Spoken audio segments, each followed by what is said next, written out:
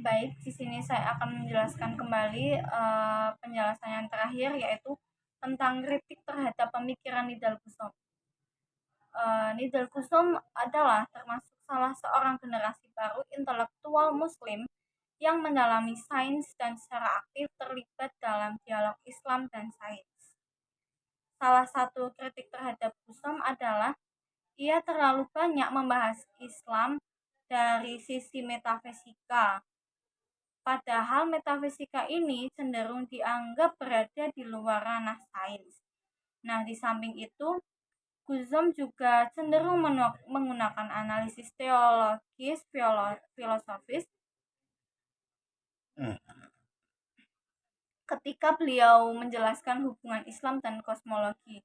Nah, sedangkan kosmologi dewasa ini berbeda dengan kosmologi pada masa keemasan Islam. Kosmologi saat ini lebih merupakan bagian dari sains eksperimental.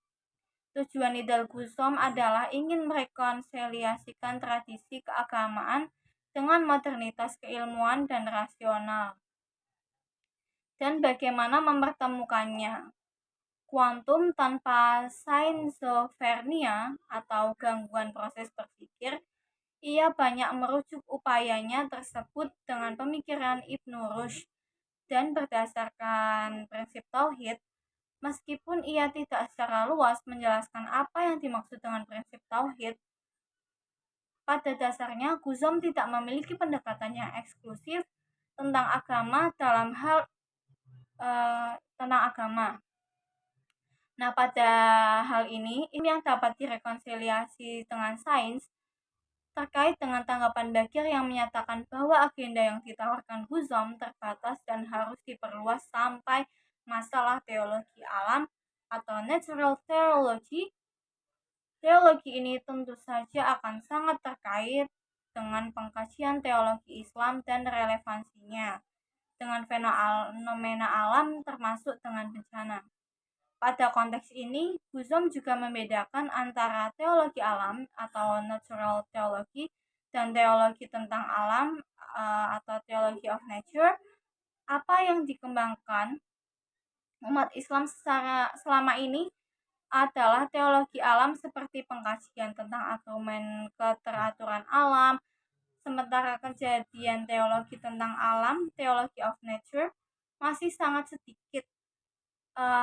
Beliau juga setuju mestinya yang harus lebih dikembangkan adalah theology of nature yang sangat erat kaitannya dengan fenomena alam, termasuk dengan bencana. Rekonsiliasi Islam dan sains Guzom, jika ditinjau dari pendekatan Steinmark, adalah rekonsiliasi yang memiliki butir-butir independensi jika berhadapan dengan metode empiris metamik. Salman Hamid menilai bahwa Guzom juga menawarkan sebuah pendekatan yang rumit terhadap rekonsiliasi sains modern terhadap tradisi Islam. Kritik Guzom pada beberapa literatur tentang Islam dan sains mempunyai nilai lebih, termasuk tentang tawarannya yang mengenai sains yang baik dan pendidikan sains di dunia Islam.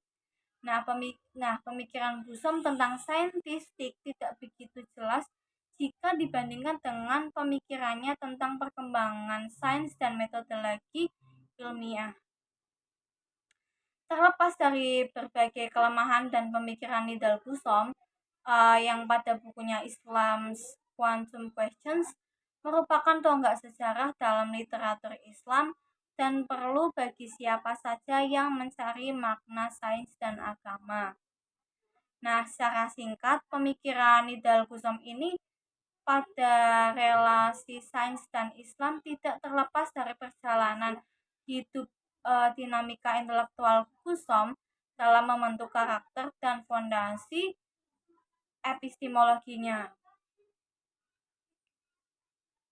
Pemikiran Nidal Gusom ini juga dilandasi dengan prinsip dasar ajaran Islam, hasanah pemikiran Islam klasik, tidak anti modernitas, dan apresiasi terhadap kontribusi filsafat sains kontemporer.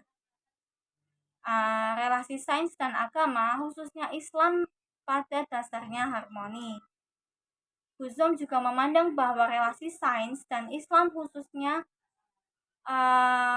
sains dan Al-Quran, Islam dan teori evolusi, serta sains dan problem ketuhanan mesti dipahami dengan menggunakan pendekatan beragam dan berlapis supaya mendapatkan pemahaman yang komprehensif dan terbuka luas. Harmonisasi Islam dan sains merupakan rekonsiliasi Islam dan sains.